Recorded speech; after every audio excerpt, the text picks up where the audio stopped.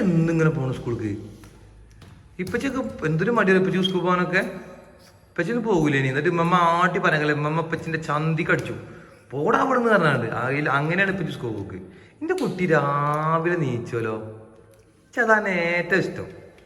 ഇത് രാവിലെ നീച്ചിട്ട് ആരും ഇടങ്ങാറാക്കാതെ ഒറ്റക്ക് പോയി ബാത്റൂം ഒറ്റക്ക പോക്ക് ജി.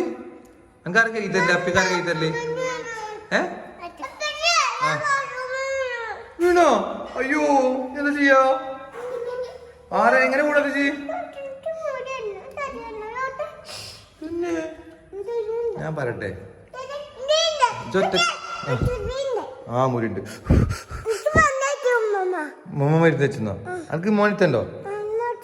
ഇപ്പപ്പാനെ, ബാബുപ്പാനെ, ഇപ്പച്ചിനെ, ചനിത്തല്ല ഈ ചനിത്തല്ല പറ്റൂല. അന്ന വലിയ ഇഷ്ടം.